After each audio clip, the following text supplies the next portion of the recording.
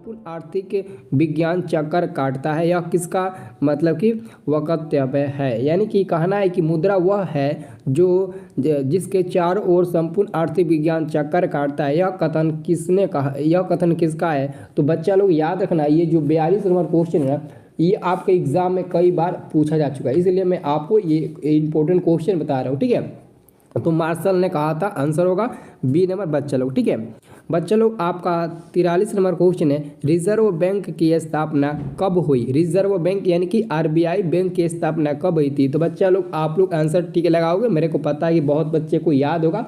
1900 कितना होगा, 1935 ईस्वी में बच्चा लोग। वेरी गुड, बहुत बढ़िया, एकदम अच्छे से आंसर दे रहे हो, वेरी गुड। चलिए बच्चा लोग, अगला क्वेश्चन आपका आ रहा है 44 नंबर। 44 नंबर क्वेश्चन है, भारत में सहकारिता आंदोलन का आरंभ कब हुआ। भारत में सहकारिता आंदोलन का आरंभ कब हुआ। तो बच्चा लोग 44 का करेक्ट आंसर होगा ऑप्शन नंबर ए, 1904 ईस्वी में।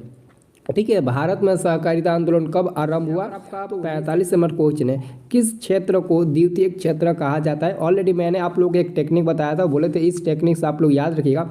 कह रहा है कि किस क्षेत्र को द्वितीय क्षेत्र कहा जाता है। सबसे पहले आप 3 अंक लीजिएगा, 1 2 3। तो 1 को प्राथमिक क्षेत्र, 2 को द्वितीय क्षेत्र, 3 को तृतीय क्षेत्र। ठीक है, 3 को क्या बोलेंगे, तो हम लोग तृतीय क्षेत्र बोलेंगे। ठीक है, तो हम क्या करेंगे बच्चा लोग, तो पहले को हम लोग क्या बोलेंगे, पहले को हम लोग कृषि क्षेत्र बोलते हैं। तो ये जो कृषि क्षेत्र है आपका पहला हो जाएगा, और दूसरा जो है वो बच्चा लोग आपका उद्योग क्षेत्र हो जाएगा, यानी कि 2, और तीसरा क्या हो जाएगा बच्चा लोग, सेवा क्षेत्र होगा। ऐसे आप लोग याद रखिएगा 1 2 3। ठीक है, तो बच्चा लोग पूछ रहा है कि द्वितीय क्षेत्र किसे कहा जाता है। तो बच्चा लोग यहाँ पर 45 का आपके सामने आंसर आपको खुद बता सकते हो। तो बच्चा लोग क्या होगा, सी नंबर होगा कि नहीं, उद्योग क्षेत्र, जिसको कभी कभी औद्योगिक भी दे देता है, ऐसे औद्योगिक भी दे देता है। ठीक है, तो आप लोग कंफ्यूज मत होइएगा, औद्योगिक भी हो जाएगा। ठीक है, उसी को औद्योग भी बोलते हैं। ठीक है, उद्योग। ठीक है, चलिए बच्चा लोग, अगला क्वेश्चन आ गया 46 यानी कि 46 नंबर। 46 नंबर क्वेश्चन का, इनमें से पिछड़ा राज्य किसे कहा जाता है। तो पूरे भारत में एक ही ऐसा राज्य है बिहार, जिसे हम लोग पिछड़ा राज्य के नाम से जानते हैं। ठीक है, तो यहाँ पर बच्चा लोग आंसर हो जाएगा सी नंबर, ये तो सबको याद होगा। अगला क्वेश्चन है 47 यानी कि 47 नंबर, नई आर्थिक नीति की घोषणा भारत में कब की गई। नई आर्थिक नीति की घोषणा भारत में कब की गई। तो बच्चा लोग यहाँ पर 47 यानी कि 47 का आंसर होगा ऑप्शन नंबर सी, 1991 में, 1991 में, यानी कि 1991 ईस्वी में बच्चा लोग आपका नई आर्थिक नीति की घोषणा की गई थी। इस क्वेश्चन को आप लोग अच्छे से याद कर लेना, यही सब क्वेश्चन पूछता है आपके दिमाग में। यह क्वेश्चन मतलब जल्दी से नहीं आएगा, लेकिन यही क्वेश्चन एग्जाम में पूछ देता है, तो इसको आप अच्छे से अपने दिमाग में बैठाओ। ठीक है, ताकि एग्जाम में आप अच्छे नंबर ला सको। हम बुक का ऑब्जेक्टिव क्वेश्चन इसीलिए बता रहे हैं क्योंकि एग्जाम नजदीक आ रहा है। ठीक है, चलिए बच्चा लोग, अगला क्वेश्चन है, पार्ले समूह के थम्स अप ब्रांड को किस बहुराष्ट्रीय कंपनी ने खरीद लिया। देखिए, पार्ले समूह के थम्स अप ब्रांड को, ठीक है, क्वेश्चन क्या कर रहा है, पार्ले समूह के थम्स अप ब्रांड को किस बहुराष्ट्रीय कंपनी ने खरीद लिया था। तो मैं आपको बता देता हूँ, बहुत लड़के को पता होगा। ठीक है, अच्छी बात है, पता है तो बढ़िया है, बहुत बढ़िया, अच्छे नंबर आएगा। तो यहाँ पर आंसर होगा कोका कोला। याद रखना, पार्ले समूह के थम्स अप ब्रांड को किस बहुराष्ट्रीय कंपनी ने खरीदा था, तो कोका कोला को। ठीक है, तो आंसर क्या होगा, आपका आंसर हो जाएगा ए नंबर। ठीक है, देखिए मैं आप लोगों से एक बात बोल देना चाहता हूँ कि अगर आप इस वीडियो को देख रहे हैं और वीडियो को लाइक नहीं कर रहे हैं तो गलत बात है। एक वीडियो को जरूर लाइक करना, मैं आपके लिए पूरा एग्जाम तक हेल्प करूँगा। ठीक है, बट यहाँ पर अगला क्वेश्चन देखिए, अगला क्वेश्चन है 49 नंबर, स्वर्ण भूषणों की परिशुद्धता को, 49 नंबर क्वेश्चन क्या है। ठीक है, 49 नंबर क्वेश्चन देखिए, तो क्वेश्चन क्या है 49 नंबर, स्वर्णभूषणों की परिशुद्धता को सुनिश्चित करने के लिए, स्वर्णभूषणों की परिशुद्धता को सुनिश्चित करने के लिए किस मान्यता चिन्ह का होना आवश्यक है। ये क्वेश्चन मैंने आप लोगों को 1-2 बार बताया था, बोले थे कि ये क्वेश्चन काफ़ी ज़्यादा इंपॉर्टेंट है। ठीक है, तो आंसर क्या होगा, हॉलमार्क। वेरी गुड, बहुत बढ़िया, एकदम 100% आंसर होगा हॉलमार्क। ठीक है, क्या होगा, हॉलमार्क। ठीक है, चलिए बच्चे लोग, अगला क्वेश्चन हम लोग देखते हैं। ये सब आपके बुक का ऑब्जेक्टिव क्वेश्चन है, बहुत ही ज़्यादा इंपॉर्टेंट, हद से ज़्यादा। ठीक है, 50 नंबर क्वेश्चन है, यदि किसी सेवा या वस्तु का मूल्य 20 लाख से अधिक है तथा 1 करोड़ से कम है तो उपभोक्ता शिकायत कहाँ दर्ज कर सकता है।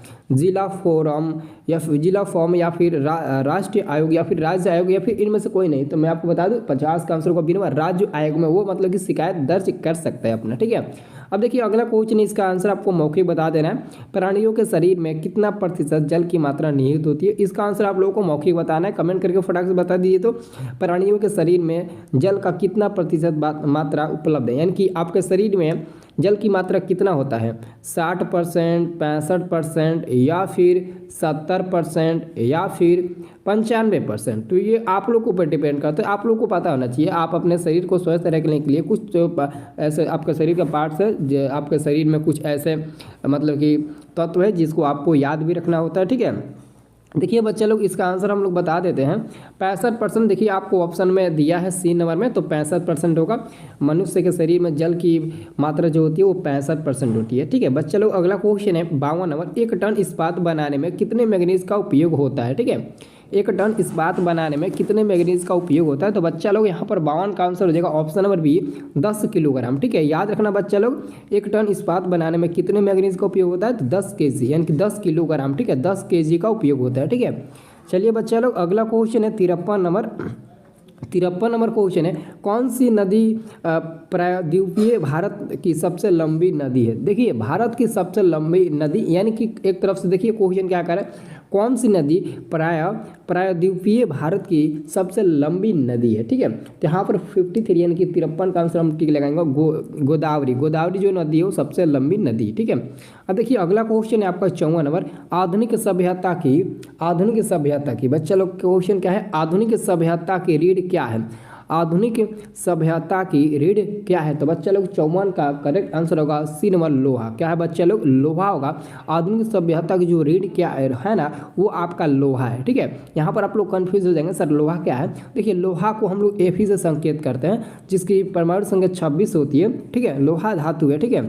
चलिए बच्चा लोग अब देखते हैं हम लोग अगला क्वेश्चन। अगला क्वेश्चन है आपका, अगला क्वेश्चन 1992 यानी कि 1992 में रियो डी जेनेरो में कौन सा सम्मेलन हुआ था। देखिए मैंने आपको बताया था, ये क्वेश्चन देखिए कैसे घुमाकर पूछा, ऐसे ही क्वेश्चन आपके एग्जाम में भी घुमाकर पूछता है, इसलिए मैं आपको सतर्क करा रहा हूँ, ठीक है। तो देखिए आंसर होगा ऑप्शन नंबर ए, ठीक है। 55 का आंसर क्या होगा, देखिए कह रहा था ना पृथ्वी सम्मेलन कहाँ हुआ था, तो रियो डी जेनेरो में हुआ था। ये क्वेश्चन केवल इतना ही क्वेश्चन एक पूछा था कि पृथ्वी सम्मेलन कहाँ हुआ था, तो आप लोग बताए थे रियो डी जेनेरो में। लेकिन एक नया क्वेश्चन आ गया, कब हुआ था, तो 1992 ईस्वी में, यानी कि 1992 में पृथ्वी सम्मेलन रियो डी जेनेरो में हुआ था। देखिए कितना इंपॉर्टेंट क्वेश्चन है, ठीक है। चलिए 56 नंबर क्वेश्चन देखते हैं, भारत का पहला जल विद्युत संयंत्र कहाँ लगाया गया, भारत का पहला जल विद्युत संयंत्र कहाँ लगाया गया, तो 56 का आंसर होगा सिक्किम, ऑप्शन नंबर ए होगा बच्चे लोग सिक्किम, ठीक है। देखिए बच्चे लोग 57 नंबर क्वेश्चन है, बलूत किस वन की विशेषता है, बलूत किस वन की विशेषता है। यही तो क्वेश्चन है जो आपके एग्जाम में आएगा, ये क्वेश्चन बारीकी से किताब का बता रहा हूँ, ऐसे क्वेश्चन आपको कोई नहीं बताया होगा, ठीक है। बलूत किस वन की विशेषता है, तो याद रखना बच्चे लोग, आंसर होगा आपका ए नंबर, पर्वतीय। क्या होगा, पर्वतीय, आंसर होगा ए नंबर, ठीक है। चलिए अगला क्वेश्चन की ओर हम लोग चलते हैं। अगला क्वेश्चन है बच्चा लोग आपका 58 नंबर, भारत में कितने प्रतिशत क्षेत्र पर वर्षा में 2 से अधिक फसलें उगाई जाती है। यानी कि क्वेश्चन कह रहा है कि भारत में कितने प्रतिशत क्षेत्र पर वर्षा के 2 से अधिक फसलें उगाई जाती है, 2 से अधिक फसलें उगाई जाती है। तो याद रखना बच्चे लोग 58 का आंसर होगा सी नंबर 15%, ठीक है, 15%, ठीक है। चलिए बच्चे लोग अगला क्वेश्चन है, कर्नाटक में मुख्य रोपण फसल क्या है। देखिए कर्नाटक का जो मुख्य रोपण फसल होता है, कर्नाटक का कहाँ का, तो कर्नाटक का तो कॉफ़ी होता है, ठीक है। कर्नाटक में जो रोपण फसल होता है वो कॉफ़ी होता है, ठीक है। अगला क्वेश्चन है, दक्षिण भारत में सर्वाधिक गन्ना उत्पादन राज्य कौन है। दक्षिण भारत की बात कर रहा है, ठीक है। तो यहाँ पर 60 का हम लोग आंसर टिक लगाएंगे, बी नंबर महाराष्ट्र। महाराष्ट्र यानी कि दक्षिण भारत में सबसे सर्वाधिक गन्ना उत्पादन राज्य, यानी कि महाराष्ट्र में सबसे ज़्यादा ईख, यानी कि समझते हो ना ईख समझते हो ना आप, मतलब कि छोटे क्लास में पढ़ेंगे ईख, ठीक है। इससे क्या होता है, ईख होता है, ठीक है, जिससे चीनी और गन्ना प्राप्त होता है, ठीक है। तो वही क्वेश्चन कह रहा है। अगला क्वेश्चन है बच्चा लोग, सीमेंट किस पर आधारित उद्योग है। सीमेंट किस पर आधारित उद्योग है। तो देखिए कृषि पर तो होगा नहीं, कृषि पर तो सीमेंट उद्योग आधारित होता नहीं है। तो 61 का तो आंसर कृषि कभी नहीं होगा, कभी नहीं होगा। और यहाँ पर उपभोक्ता भी कभी नहीं होगा, ठीक है। होगा तो क्या होगा, खनिज होगा, ठीक है, कि ये खनिज में चला जाएगा। सीमेंट किस उद्योग पर आधारित है, तो खनिज पर ये चला जाएगा, ठीक है, शायद।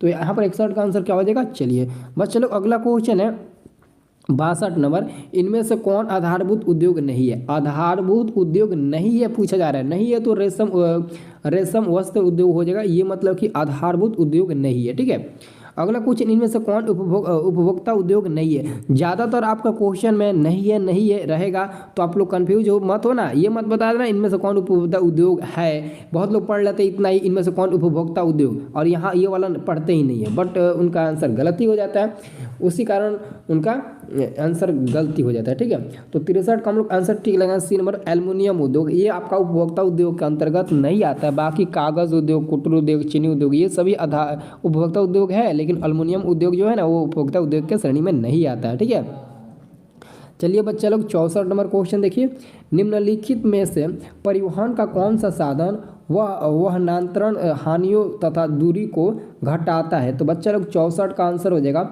Option number C, pipeline. क्या होगा बच्चा लोग? Pipeline, C number. अब देखिए बच्चा लोग 65 नंबर क्वेश्चन है, निम्नलिखित में से कौन सा राज्य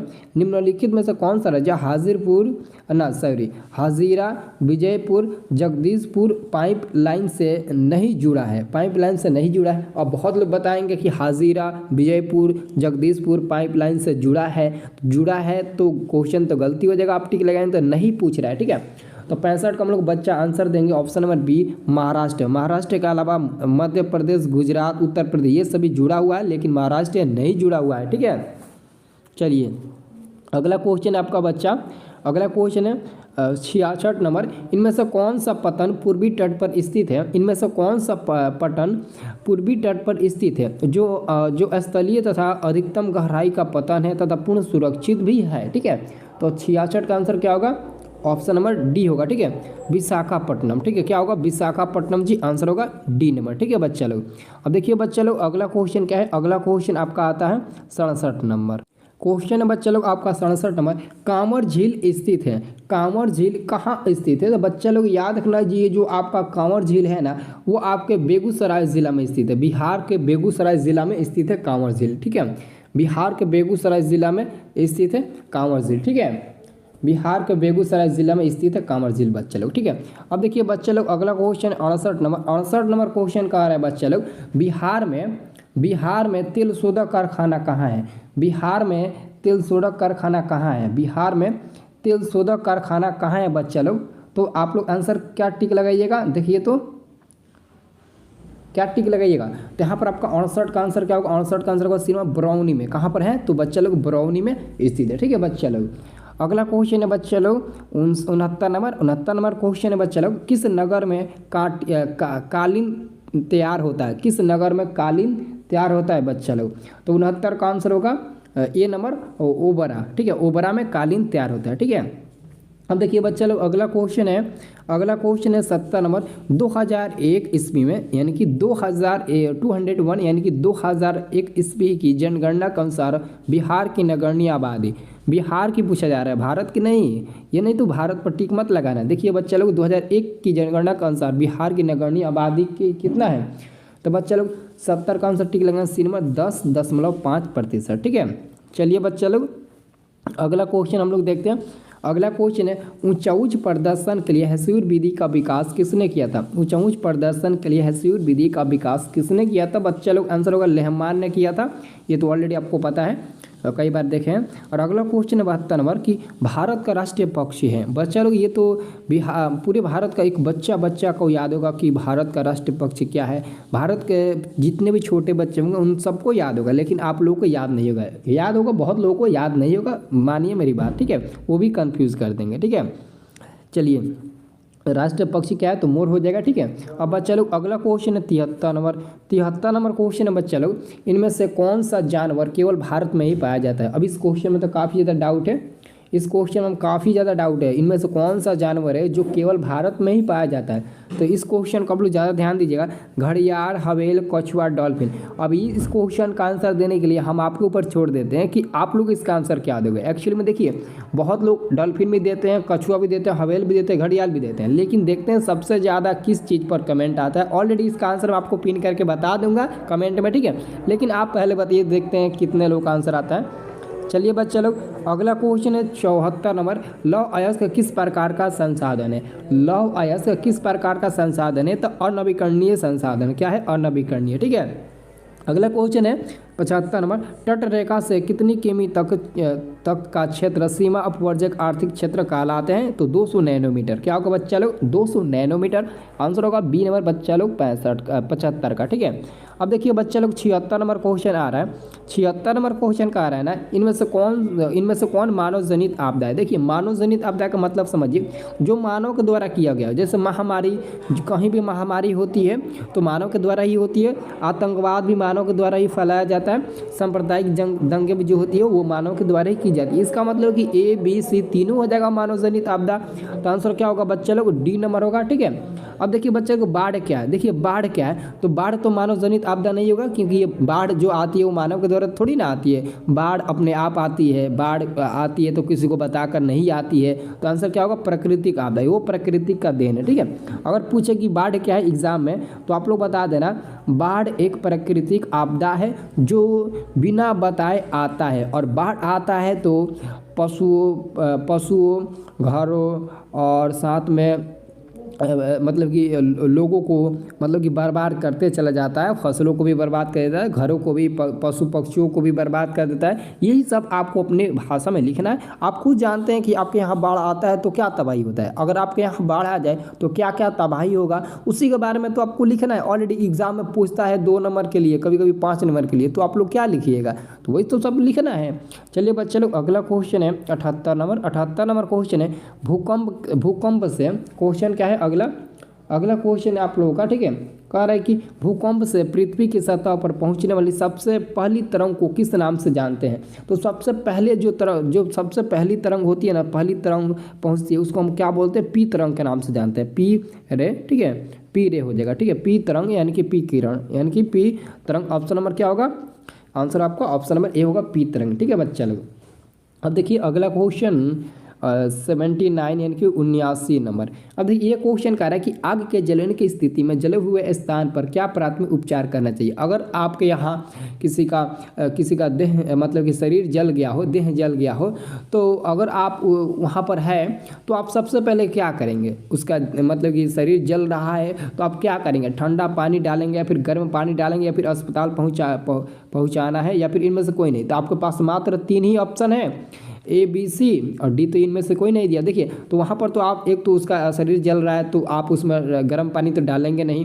दूसरा की बात है कि उस समय आप इतना जल्दी अकेले कैसे चले जाइएगा अस्पताल लेकर जाइएगा, तब तक तो पूरा आग से वो जलकर मर गया होगा। लेकिन अगर उस समय आप ठंडा पानी उसके ऊपर डाल देंगे तो उसके शरीर जो जल रहा होगा वो जल से मतलब कि जलने से बच जाएगा, पूरी आग बुझ जाएगी। ठीक है, जिससे उसको कोई परेशानी भी नहीं होगी। ऐसा आपको पता है ना, जब भी अगर मतलब कि किसी भी मतलब कि अगर आपके शरीर में कहीं भी थोड़ा सा भी मतलब कि जलने का अनुभव हो, जैसे कि गर्म चीज़ से आपका शरीर सट जाए, तो आप कोलगेट यानी कि ठंडा जो भी कोलगेट लगाते हो ना, कोलगेट क्या होता है? ठंडा कर देता है, जिसके चलते ऊपर के जो फेफड़ा फैलता है ना, जिससे कि झलका हो जाता है, वो नहीं होता है। ठीक है, उसी कारण वो मतलब कि वहाँ पर हम लोग ये सब करते हैं। ठीक है, अब देखिए अंतिम क्वेश्चन है आप लोगों का, सामान्य संचार व्यवस्था के बाधित होने का मुख्य कारण है। सामान्य संचार बाधित होने का मुख्य कारण है, तो बच्चा लोग केबल का टूट जाना, यही आपका सही उत्तर है, केबल का टूट जाना। ऑप्शन नंबर क्या होगा? ए नंबर बच्चा लोग, केबल का टूट जाना। ठीक है, तो बच्चा लोग मैंने जितना भी प्रश्न बताया आपके बुक का ही ऑब्जेक्टिव क्वेश्चन बताया। अगर सच में ये क्वेश्चन और ये वीडियो आप लोगों को पसंद आए तो एक कमेंट ज़रूर करना, मैं आपके कमेंट का इंतजार करूँगा। ठीक है, चलिए बच्चा लोग मिलते हैं अगला वाले।